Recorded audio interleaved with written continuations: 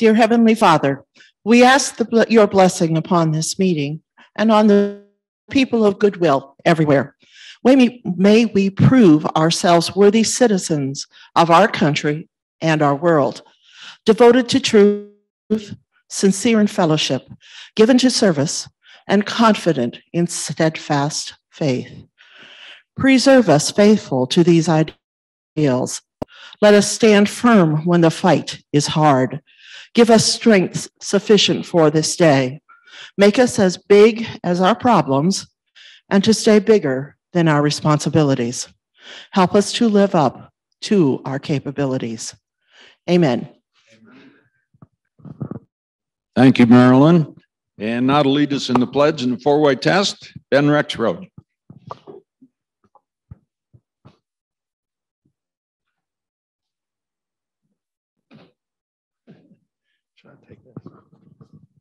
Good morning. Please join me in the Pledge of Allegiance. I pledge allegiance to the flag of the United States of America and to the republic for which it stands, one nation, under God, indivisible, with liberty and justice for all. And now for the four-way test of the things we think, say, and do. First, is it truth? Second, is it fair to all concerned? Third, build goodwill and better friendships. And four, be beneficial to all concerned. Thank you, Ben. And now to introduce our guest, Chris Barker.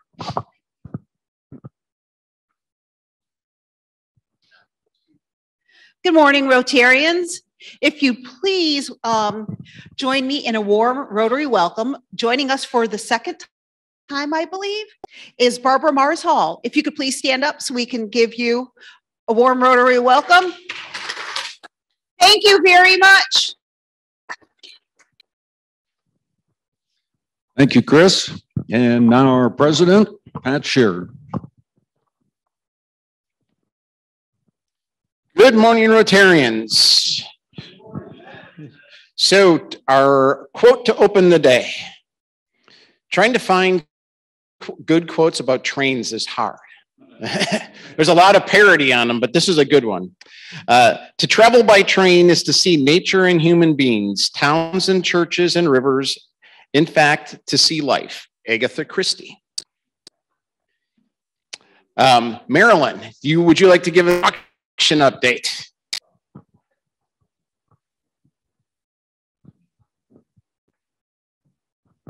We're about 2.5 weeks away from our gala, and I wanted to let you know that our auction items are coming in fast and furious.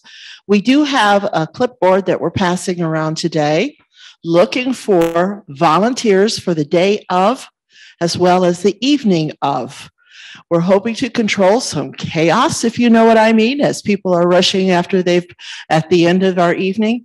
And so we're asking for all Rotarians who are in attendance to please give us some help that evening, matching up purchasers with donations. If you have items that you have not yet picked up, please let me know, because we're working fast and furious to get everything accomplished and put together. And then lastly, we still need people to come. If you are a business owner, consider bringing a group of friends and buying a table. If you're a Rotarian, please purchase your tickets. If you're not able to attend, please let us know, because there are some in the community that we would like to invite as our guests. So it's time to buy your tickets now, today. Okay, thank you. Starting next week, Ron gets the hammer. So you get your tickets for the auction. All right. It is our first club meeting in May, so that means we need to elect our officers and our board members for next year for the club board. So I would like to submit the following individuals for officers and board members of the Rotary Club of Hudson. President, Father Joe Boysel. President-elect, Terry Bortnick. Treasurer, Ben Rexroad. Secretary, Chris Barker. Sergeant-at-Arms, Ron Strobel. Director Dave Basil, Director Ed Sogan, and Director Thomas Petropoulos. I need a second. Second. All those in favor of the slate as read signify by saying aye. Aye. Any opposed? Congratulations. That group will take office starting in July. So it's a new month. So we have our new club project for the month, and we are working with Head Start this month. So all of you that have maybe slightly used or new shoes and clothing for children under 5 at home, or maybe from grandchildren that have outgrown that, we're going to be collecting that for the remainder of the month of May. So we're looking for shoes, especially so slightly used or new shoes, and clothes for children under 5 for the Head Start program. Right. Service Learning is still looking for a couple more volunteers for May 13th at the project at the high school. If you're available on the 13th, you do have some homework that you need to do in advance. So down in front of me, down here on the podium or on the stage, there's 5 or 6 packets. There's some required reading that you need to do in advance because you will be mixed in with the service learning students having conversations about the different articles that are in there. So a lot of them are all more adult related, like the joy of work and some of those kind of things and leadership and those kind of things. So it's a great opportunity for all of us to be able to participate in small groups with the service learning kids. But if you're interested, make sure if you didn't get a packet last week from Jamie, make sure you take one of those. And if you're taking one of those, I need to know so Jamie can get you in on the email list as well. Okay, so that's coming up on May 13th. You'll have to ask Jamie. I do not know that. 10:30. Okay. 10:30 at the high school. Thank you. I need everybody to put a date on your calendars. June 29th, there will not be a club meeting that day. That it will be the changing of the guard. That'll be the changing of the guard dinner. We'll be having that at Blue Canyon. More information on that to come, but put June 29th, the evening of June 29th on your calendar for the changing of the guard. Those of you that maybe were working last week at the last Saturday at the pancake breakfast and didn't get a chance to get your hands into the dirt. I know I saw pictures of several of our Rotarians at the breakfast. We have the second pollinator garden that is going into the ground on this upcoming Saturday on the 7th at Eastwoods. So bring your backs, your shovels, your rakes, your planting devices, and we're going to start at 9 o'clock at Eastwoods Elementary School. So if you're available, please come up and join us and the Clock Tower Club in starting that new pollinator garden at Eastwoods. All right, I think I got it all. All right, so George, would you like to come up and introduce Joe?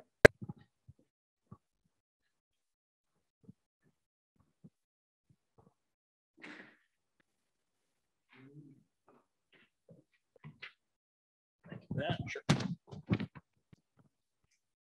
Good morning, Rotarians and guests. With COVID at last receding, it is more than appropriate that this month's speaker theme is going to be summer fun. And what beats an air-conditioned ride on the rails through Cuyahoga Valley National Park? Old timers will recall that I served for 14 years on the board of Cuyahoga Valley Scenic Railroad. 5 of those as chair. So Jim Lang, who is the speaker chair for the month, asked if I would introduce today's speaker, CVSR President Joe Mazur. As you will hear in greater detail from Joe, the Scenic Railroad is celebrating its 50th anniversary this year. Perhaps best known for its wildly popular and recently renamed North Pole Adventure, aka Polar Express, CVSR is a not-for-profit corporation that today serves over 170,000 passengers every year. Its early presidents were volunteer businessmen from Cleveland. Shortly after I joined the board in 2006, we hired our first true railroad executive, Stephen Waite. who launched the signature bike aboard program and proved that our trains could actually run on time. Steve was followed by Hudson Rotarian Craig Tallman, who had been the global sales executive for a major transportation company. And Craig expanded the marketing function, built our acclaimed wine tasting and beer tasting trains, and enabled inner city school kids to ride the rails and see the national park. He was followed by current CEO Joe Mazur, who completed the Scenic Railroad's first ever capital campaign, purchased 2 California Zephyr Vista Dome cars, renovated much other equipment, and introduced fine dining excursions to all of our passengers. He also, I think even more importantly, kept the railroad solvent during the COVID pandemic. No small accomplishment. Joe is a graduate of Kent State University, and more recently of Leadership Akron. He spent his early career with the world's largest event management company, which happens to run the Wallstein Center here in Cleveland. And he expanded his portfolio of arenas and also made sure that they were filled with paying customers. In 2011, Joe was named president and CEO of the International Soapbox Derby. He brought financial stability to the struggling organization, launched STEM-based education programs and racing challenges, and added new sponsors and events to the world-famous Derby Downs facility. And their Hall of Fame holds over 100 of their World Championship cars. In 2012, Joe became president and CEO of Cuyahoga Valley Scenic Railroad, named by USA Today as one of the nation's 10 best scenic railroads. And I must add also that of those 10 best scenic railroads, it is only one of several that are actually nonprofit. In addition to leading CVSR, he serves on the advisory board of Tourism Ohio and is a community volunteer. Ladies and gentlemen, please join me in welcoming my good friend, Joe Mazur.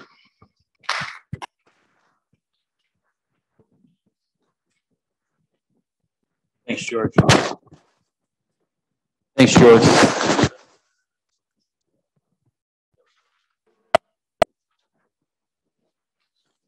Good morning. This mic working well? Excellent, excellent. George, I appreciate the introduction and I appreciate the invite to be here today. So thank you very much. I also appreciate his service. 14 years on the board is quite a long time. And a ton was accomplished under George and that board at that time.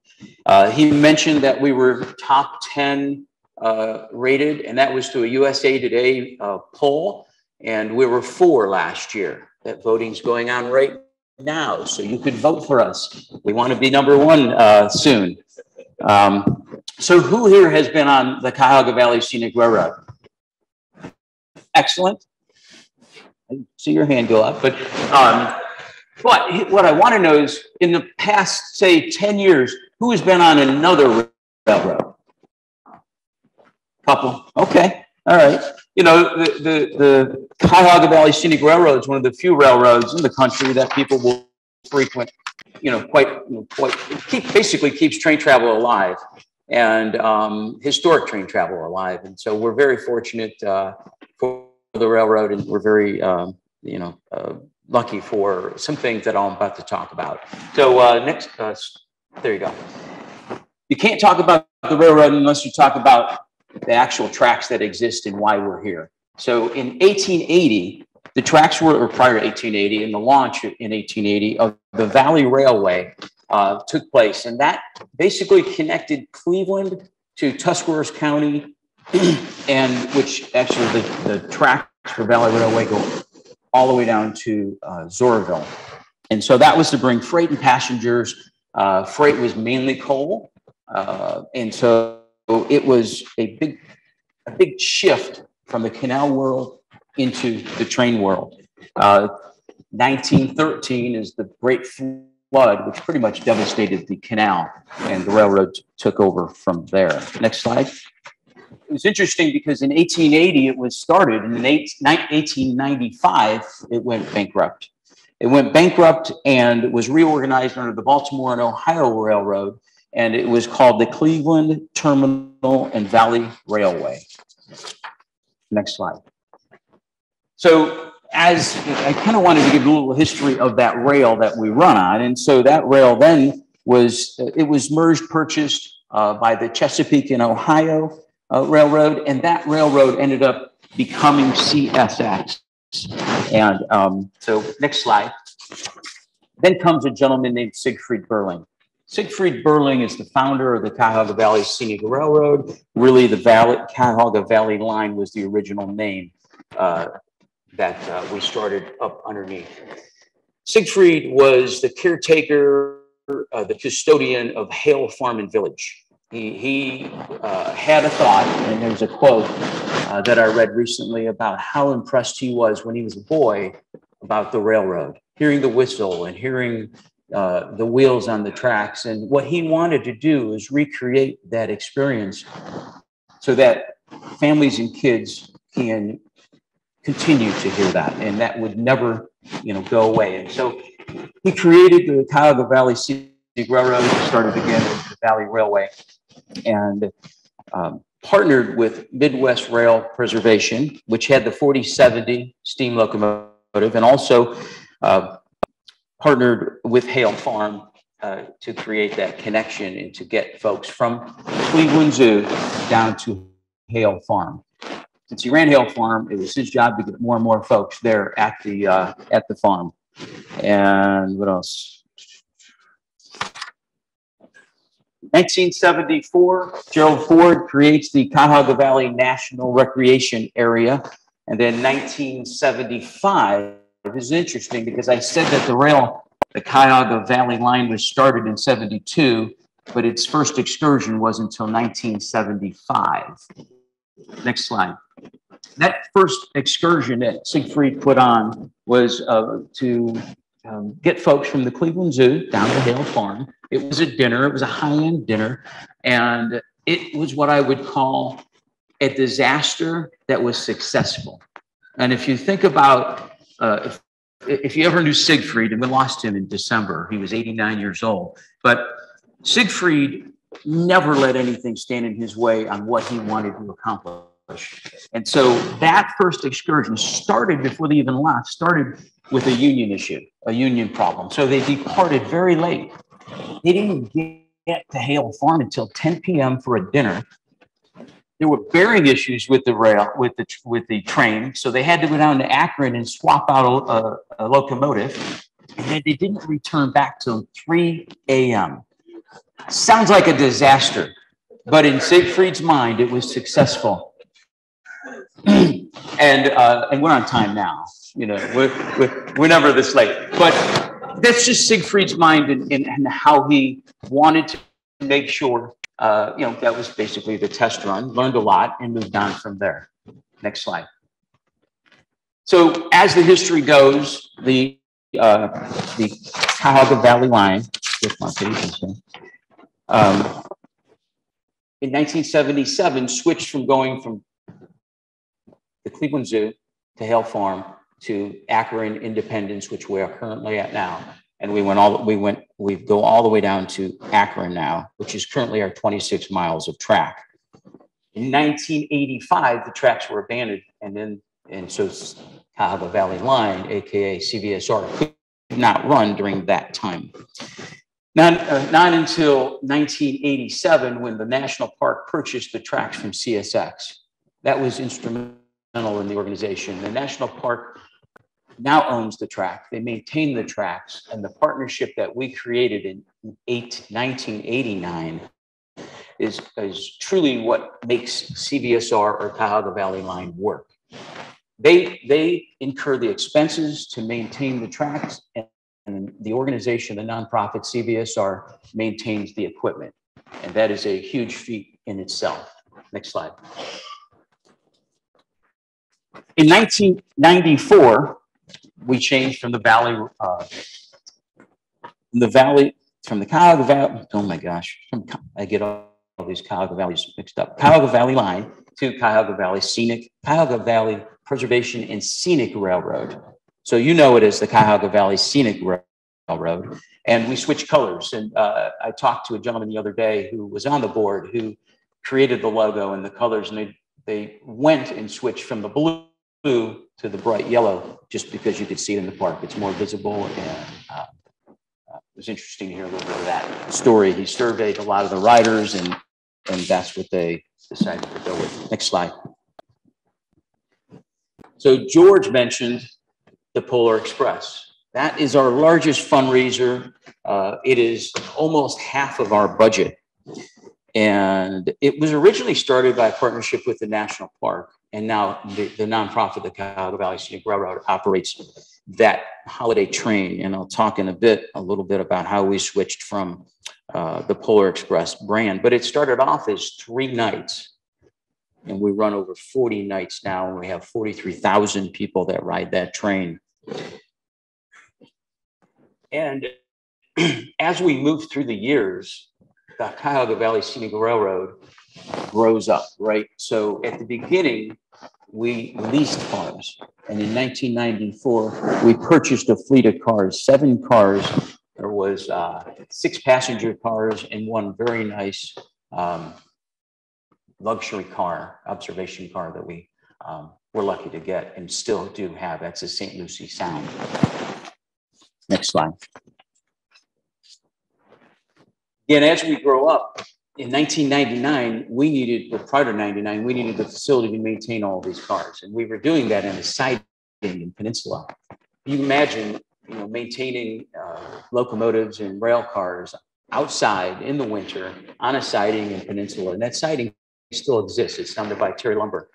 But John Devo, the superintendent of our national park at the time, worked with the Cuyahoga County folks, and he heard that the Cuyahoga County maintenance yard was going to be, well, they were abandoning it, and he worked with them on having them donate that to the railroad, and then raised a lot of money in order to retrofit it. As you can see, a couple of the pictures. That bottom left picture is where we maintain the cars, locomotives in the cars. And it's a small facility. It was great at the time in 1999. But right now, we've got a significant fleet. We've got a lot of locomotives, and we're basically have outgrown that location. Next slide. In 2001, not the balance, but a good portion of that Cuyahoga Valley line that existed was purchased by the Akron Metro RTA.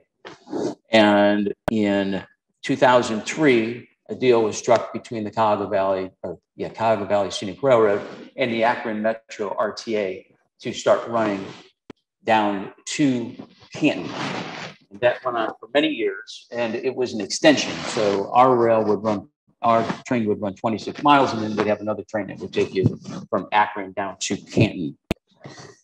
In 2007, Steam in the Valley was created, and that still exists today. Anyone interested in seeing the 765 steam locomotive, it will be departing out of Rockside May 13th through the 22nd on Fridays, Saturdays, and Sundays. It is an absolute incredible machine, and we're blessed to have that steam locomotive. And the history of steam has been pretty prominent within the Cuyahoga Valley line and the Cuyahoga Valley Scenic Railroad. The 4070 steam locomotive was what was owned by the Midwest Rail Preservation Organization, and they ran that 4070 through the valley for many years. But what started, once that stopped in 2007, that 1293 is a steam locomotive that kicked steam in the valley back up again. And we're very proud to have the 765 steam locomotive coming through. And George also mentioned bike aboard. And I didn't know this, but in 1992, they started to throw some bikes on the train. But in 2007, it was branded the Bike Aboard program. And instantly, 20,000 people jumped on that train to take their bike one way. And the Bike Aboard program is exactly that. It's to get people out and about into the park and go one way with the train and your bike, or take your bike one way, hop on and go back to your car. So it was really a great way for the railroad to work with the national park on getting folks out and about on their bike. In 2009, we worked with the national park because when that train would go through the national park, it was, what is everything? You go through Peninsula. What's Peninsula all about? You go through the Jay Paper Mill. So there's great history in the Valley, and that Voices in the Valley program had started and is still used today. It will be updated shortly, but that basically brought the park to life. We're looking at actually trying to get a program where you can use your phone to kind of, if you're pulling up to a station in the future, you pull up to a station and be able to see what you'll be able to see and experience if you get off at that stop. So look for something in the near future on a revamp of that program. The next point is interesting. If you're not a rail fan, you wouldn't understand it, but I'll explain that bolt jointed rail is what most rail is out there. But the park felt that it was very important to go with welded rail, and that creates a very, very smooth ride. I recently had the opportunity to operate what's called as a speeder car. It's a little car that they used back in the day, years ago, to inspect the track. Well, these guys who go all over the country, own these speeder cars, said that you have no idea how incredible golden rail, they called it, how that golden rail is, since it's welded, is just that much nicer, and it creates that much of a nicer experience for everyone. And in 2013, we discontinued the Canton trips, and that was mainly due to an increase in cost and also decrease in ridership. Next slide. So, as I mentioned, and George mentioned, Bike Aboard, and we really like that program, but we decided to add kayak because we now have a very healthy river. Is anybody here kayak the river? Got one. So we, in 2021, created the ability, or allowed the ability for kayaks to go one way. It's difficult enough to take your bike one way, but trying to go kayak the river. You want to kayak the river? I'm going to get you out there. So we had 900 kayaks the first year in 2021. Of course, the pandemic's been very difficult on us. And I'll say right now we're dealing with an erosion issue where the Cuyahoga Valley Scenic Railroad can only go 9 miles, not 26 miles. So in June, we'll find out if we can go a little bit, well, in June, we'll find out if we can go full 26 miles.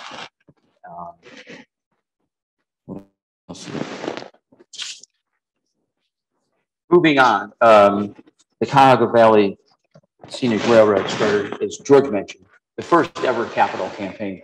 So it was a $4 million capital campaign, and it was to truly change the face of the organization and to enhance our equipment. And it is complete. I'm proud to say that at the end of last year, we received a significant donation that pushed us over the $4 million mark. And next slide, you'll see all the equipment and the enhancements that took place. In 2018, we had the opportunity to spend $1.65 million to purchase the California Zephyr dome cars. Has anybody been on the dome cars? The dinner train, if you have not been on our Cleveland dinner and events train, I highly recommend it. But that purchase was significant for us. We now have 3 California Zephyr dome cars, and all 3 of them should be on the Steam in the Valley event in a couple of weeks. But in that purchase, we ended up with 2 dome cars, 1 sleeper car, and 1 baggage car, all California Zephyr cars. The next is what I really, really can tell you is my favorite car. That car right there is a locomotive and a passenger car. So it's got 2 engines up underneath it. And it used to look like a bus, and we converted it into a high-end dining car. So half of it is that, what you see there, and the other half is a bar. And so what we had is a lot of folks saying, hey, you know what, I have 30 people, I want to get on the train at Akron at 4. Well, our train is this way, and you can't just say the train's going to be there. You can with this car.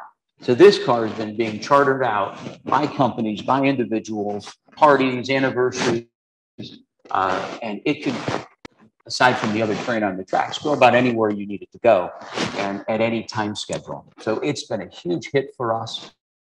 We created a corporate membership that's tied to this, and that's been doing quite well. Next slide. So when I started with the railroad, there was, I get on a passenger car, and here comes a family. Family's got 2 kids and the adults. And within 15 minutes, and we have a 3.5-hour ride, 15 minutes, the kids are getting anxious. They've seen enough trees, and now the parents are not happy with the kids. The kids aren't happy because they didn't want to be on the train. We decided to put a rolling children's museum on the train. And so part of the capital campaign is the creation of what we call, we make up words, the edutainment car. And this has been a great success. What ends up happening now, the parents get into this car with their kids, the ride's over, and they're dragging the kids off the train because it's completely reversed. The parents still have a great place to sit, great place to see the national park. There's a lot of history in that car. The kids can learn and the parents can learn. So this is truly just one of the great things that came out of the capital campaign. Next slide. We have had several dining cars, and I call dining cars, but they're also entertainment cars. So you can do wine and canvas. You can do murder mysteries and a lot of different events that we have on these cars. And they were in dire need of a facelift. And these 3 have really come from, I wish I had before and after pictures, but they were in horrible shape, and they're top notch, and I'll say world-class dining cars. Next slide. Now, a large dollar amount was spent on something called head-end power. Does anybody know what head-end power is? George does. So head-end power is what is the electricity that actually powers the train. And so in a train, you've got the engine that runs the traction motors that pulls it through, the park. But you also have a car typically right behind that engine that has a generator that will generate all the power to run all the lights and everything, the AC on that train. For a very long time, CVSR only had 2 underbelly generators that would power that train, and they were very small. And it was time for us, again, to grow up as a railroad, to say, listen, we need real generators. And so now we have 2 of these powered cars that go on both of our trains, because we have 2 trains, the Scenic train and the dinner and events train. And then we still also have 2 underbelly generators that are backups in case those fail. So we've come a long way through this capital campaign, from enhancements, from the power source, and making sure that we don't have failures. And believe me, if you've been on the train and power goes out, it is pitch dark in the middle of the night, and it's a little scary. So that does not happen anymore. So George also mentioned Polar Express. Polar Express started and morphed a little bit in the first couple of years from that brand. There was a little bit of changing of different programs, but then it went right into Polar Express for many, many years. Again, it's our largest fundraiser, but Warner Brothers owns Polar Express brand, and we pay a significant royalty fee to Warner Brothers. And we decided that our brand and who we are as CVSR is strong enough to go out and create our own brand. And so we created the North Pole Adventure. And basically the only difference, so if you got grandkids or kids, the only difference is that when you're riding to the North Pole, typically we read the book. We don't read the book anymore because we've got the royalties tied to it. We have the kids write a letter to Santa, and we deliver the letters right to the North Pole for the kids. And I'm going to tell you, when you design something like this, you have no idea what it'll end up being and how it will be received. But when you see parents and grandparents and even other siblings helping the little, the little ones write their letter, it's absolutely amazing. So the interaction, they're back writing again. They're not on their computers or on their phones. So it really, really transformed into a great program.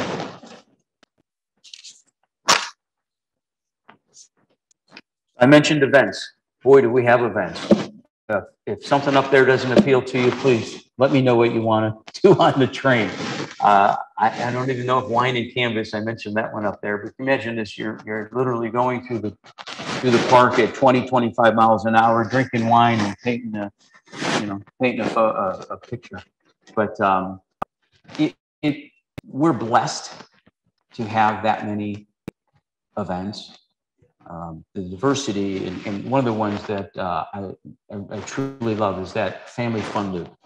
We wanted kids and families to get together again, that family thing, being on the train, and that is just a list of maybe half a dozen different things that you can do with your kids or your grandkids on the train. And so it's just, we're very lucky to have that many different events. Slide. We're also very lucky to have this many volunteers. We are blessed with 1,500 volunteers. We have a core of 200 to 300 that truly get it done. That includes the board. But when you get to the North Pole Adventure and you need 8 Santas to make it happen every single night, and you need hundreds of elves and volunteers, that's how that number gets to be that high. And we are at, we basically have about 100,000 hours of service on an annual basis, depending on the year. The positions are, if anybody here is looking for something to do, if you're bored, we'll put you to work here. We've got, of course, we've got 21 board members. We've got a significant amount of trainmen. Those are the car attendants you'll typically see with the black hat and the suit. Conductors, engineers. I'm actually in line and being trained to be a brakeman, which is the lead into being an engineer. Within the next 5 years, you can't just be a conductor. It takes a while to be a conductor or an engineer in training. So if you've got an interest, typically you start off as a trainman and work your way up to a conductor and an engineer. Those dinner and event trains, wine tasting, beer tasting, their server, we have every position on that train is run by volunteers, and servers handle that. Maintenance in the yard. And one of the things I do want to put out there is, if anyone here, and we can coordinate one day, if you want to take a trip to our train yard, it really is fascinating to be able to see the equipment and what happens in the yard. I would offer that up if the group wants to come. I'll give a tour of the yard. We'll have George give a tour of the yard. But as I mentioned, Santas, we've got 8 Santas every night, and we have I almost said a fleet of Santas, but we do. We've got about 50 to 60 Santas that literally give their time up and volunteer. Most of them are paid Santas on any other gig that they have during the season. I happened to be in a sleigh with one of them one day, and I said, "Thanks for being here." He said, "Are you kidding me?" He said, "This is the first time I've ever been in the sleigh at the North Pole." He said, "Thank you for letting me be the Santa tonight in the sleigh at the North Pole." And I was blown away by how important it was for those folks and how important we were as an organization to them. And that's how we get that many Santas. And then elves, we can get you all in an elf outfit down at the North Pole, which is also peninsula. So I'm an accountant, actually, so I always go by the numbers. And so we've got 29 employees. Again, growing up as an organization, everything was volunteer at the beginning. And so we got 29 paid employees. And remember, we had 1,500 volunteers. We don't get it done without our volunteers. 170,000 to 200,000 riders a year, depending on programs that we're running. We have 6 operating locomotives, and that's important because we've got 2 trains that typically run. We have one that's typically in the shop and another one that's waiting in case one of them fails. all of our equipment is built in the 40s and the 50s. Our locomotives are all from the 50s. And so we do have failures quite, well, not quite frequently. We've solved that problem, but we do always have a spare locomotive there. We have 29 passenger cars. As I mentioned earlier, you know, we purchased 6 cars years ago, and now we've got 29, and they are all in operating condition and in great shape. 8 stations. Now we have 8 stations, but we only have 3 stations that are where you would pre-purchase a ticket. That's Rockside and Independence, that's Peninsula and Akron, and you get round trips from each one of those locations. But then there are 5 other stops that are called flag stops. Those are tied to our Bike Aboard program and which is now our Explorer program. And if you wanted to ride that train with the Explorer program, if you ride Indigo Lake and you flag that train down, it costs you $5 to hop on and go hike if you don't even need a bike or a kayak. You can get on and go one way and hike your way back, or run. Slipping. We have 1,500 members, and we also have a budget of $6 million.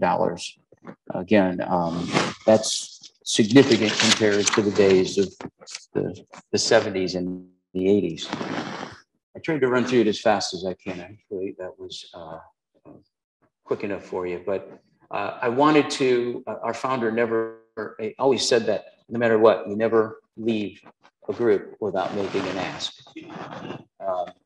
His memorial was Saturday, and his kids stood up there and made an ask.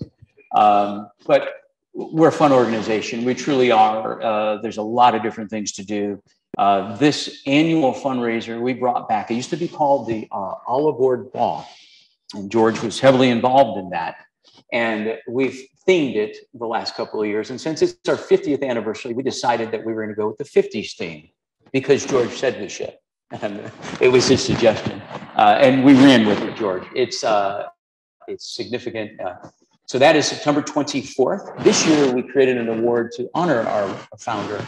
It will be the Siegfried Burling Recognition Award, and that will be given out that night, September 24th. We have an annual fund. Anyone can go on and donate online. And membership brochures are all in the back there. So with that, take a question. Question?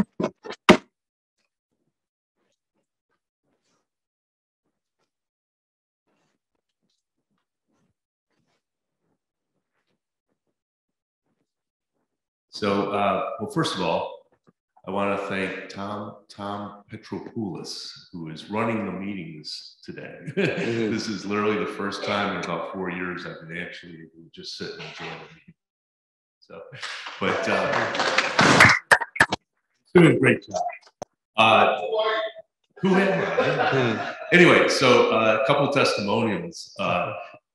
Did the wine tasting. That was fantastic. Great. And then my daughter and who's a copper group decided to do a hike, and I joined them. So we got on the train at Rockside, took it down the peninsula, and then hiked back. Ooh, that's a long hike. It's about 13 miles. I think. Yeah. And but it was, and actually that was, I think, pretty close to one of the last rides before the pandemic started. So, but on that car, they had the bar car that had that restored mural. Mm-hmm. It is just, it's worth the trip alone to see this mural. So, and there's a really interesting story behind the mural as well. So, just a testimonial that it was just a great time both times. And then one question, as they work on the trail, finishing it all the way up to Cleveland, is there any future plans to extend the railroad? That's a great question. I was just the other day on NPR, and they asked me the same question. There are 2 studies on my desk over the many years. CBSR have talked about going back to Cleveland, or going to Cleveland. Before it was just to the zoo, it wasn't all the way up to the end of what was the Valley Railway, which terminates at Sherwin-Williams or the Terminal Tower. And there is an interest there's an strong interest from the national park. So we're in collaboration with the national park on trying to understand what it would take to make it happen. CSX still owns the tracks north. It's only 9 miles too. So we've got some board members saying, well, we can't add more track. But truly 9 miles would make an enormous difference to us. We'd also be able to connect to a lot of folks in Cleveland that just don't make it down into the park. So possibly, great question. I would personally love to see it. It's just a matter of, you know, our dynamic works very well in the way that it's balanced in funding. And so you just don't want to take something that was working very well and add another component that could devastate its financials. But we think it's a very possible opportunity for us. Yes, sir. I want to thank you for coming. We've heard conversations about the trains bring back a lot of memories. My father was an executive on the Erie Railroad, and I spent all my years traveling in cars that I wish there was a chance to experience again. And some of the people in this room are old enough to remember this, but a lot of them aren't. And that is a Pullman sleeping car. Mm-hmm. I'm not talking about the streamlined ones with all kinds of stainless steel. Mm-hmm. This is a regular Pullman sleeping car, which you can remember. Probably, did you ever take a train ride on one of those? Pardon me? Did you ever take a train ride on one of those sleeping cars? Yeah, so here, I'll tell you real quick, is that California Zephyr purchase we made, the deal we had was to bring it from California to Chicago. Yep. And I slept on that car. Did you really? Yeah. Well, you go 90 miles an hour, and it just was a dream. It's an amazing experience. If the train left, let's say the Jersey Center, terminal for the Erie Railroad, you'd go to this dining car and have dinner. And when you came back, the porters had taken this regular passenger car, which had a row of seats on both sides or benches facing each other. And they would bring the cushions together so that it formed a bed. And then they'd reach down, they'd pull an up berth down, and that had a mattress in it with a little tiny window this big that you could look out of. And then you have the privilege of sleeping in a sleeping car with 60 other people snoring, and covered with nothing more than a great big curtain all the way down. Really a great experience. Incidentally, I'll be 89 this year. Can I go on that polar adventure and write a letter to Santa? If you allow me to do that, I'd like to do that. You can have a party, you know, and here's one of the things by not having the brand of Warner Brothers, they didn't allow us to do a lot of things. We can do whatever we want now. And there are corporate parties that people will have and basically take the whole car over, have it catered, you can have liquor, you can do whatever you'd like to do. And of course you'd get a visit from Santa and some else. Is there any way you could acquire or lease or just have one of those types of cars on your train in one of these seasons where people could experience that? Because that's something that I don't think most people even realize. Pullman car, pre-World War. Well, it's not pre-war. This is a California Zephyr sleeper car that we have. So that car, I'm trying to get it back on the line, or at least display it. And this is what one of our plans was for the 50th anniversary was to get some cars down in Peninsula. There's a spur there where we would open it up and talk about the history of it. And that's one of the cars that I wanted parked there because most people have never experienced sleeping on a train and what that even looks like. It's a great experience. Did you want to say something? Thank you so much. Thank you. You know, George, how long have you been a member of the club now? The same year that I joined the railroad. Yeah, that's what I thought, because it seemed to me that when you joined, we started hearing about the railroad.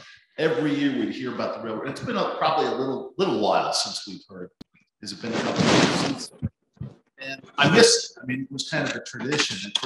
And I can't tell you how much over that period of time, I mean, some of us have been in the club that long, but I mean, how much change the organization has been through. And you guys document a lot. It just blows me away when I think back to those early presentations that you would give and you'd have others give, Craig, and et cetera, to see what it is now. It's just, it's such a winning organization.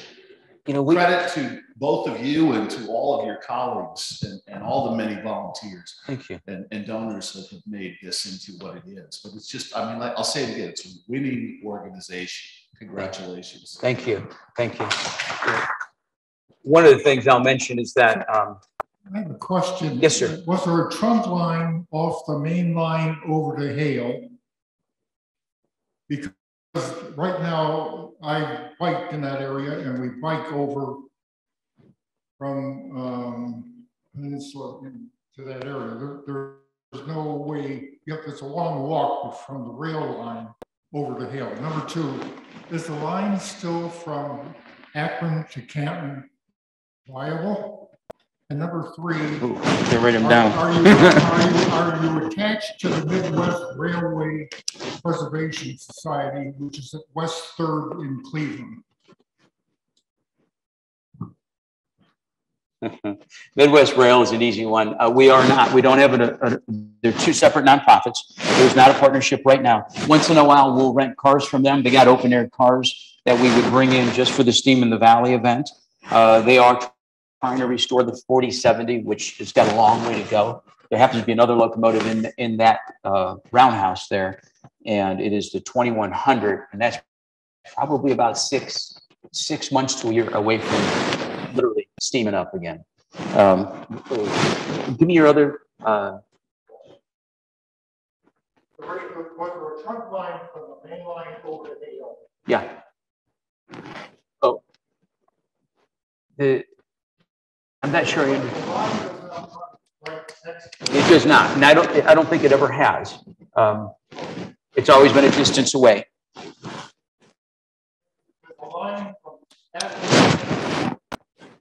No, there right now it's in 3 sections, and 2 of the sections are being operated in freight, and there's a middle section. Since we shut down and stopped service, they have not been maintaining that center component to it. Pardon me? It is abandoned. I don't know how. I'm going to walk it shortly here, but there's an interest in wanting us back down again. That is a long route down that way. Cleveland's a more viable stop for us in the future. Thank you. I really appreciate having me.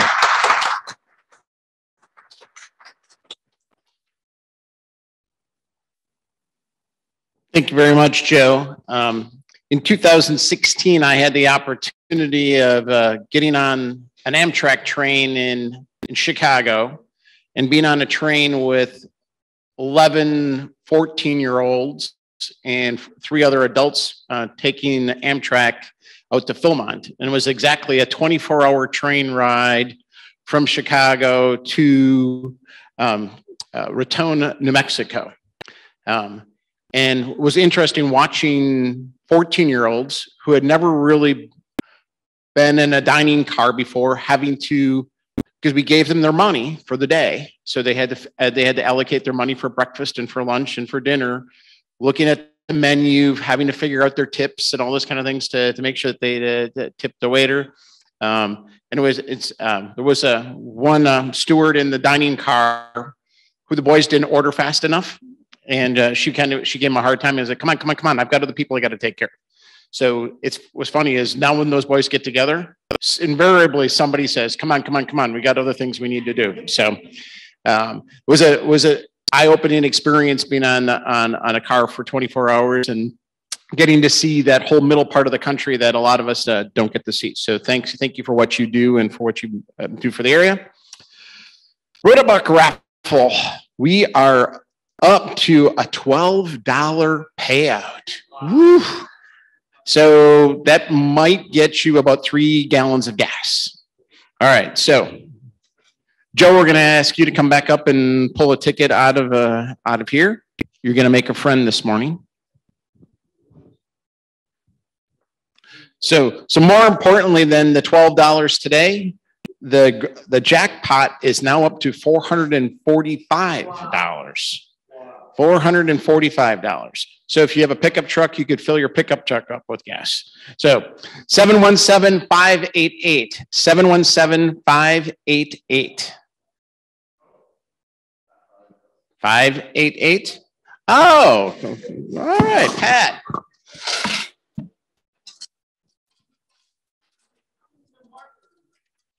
And we're 1, 2, 3, 6, 7, 8.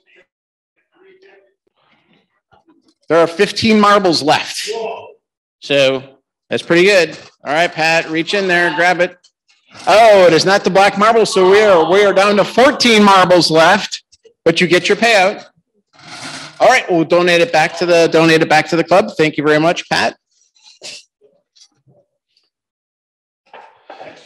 So next week, everybody should be in because that pot's going to be continuing to grow, and your odds are better than the lottery. So much better. Just a reminder, our project for Head Start this month. So bring in the new or slightly used shoes and children's clothing for youth under 5. And then we've got a board meeting next week, immediately following our regular club board meeting. Don't forget Saturday at the Pollinator Garden at Eastwoods. And make sure you put June 29th on your calendar for the change into the guard dinner. And it can't be one of my Rotary meetings as your president without ending it in our dad joke of the day. What do you call a train with bubble gum? A choo-choo train. That might be the first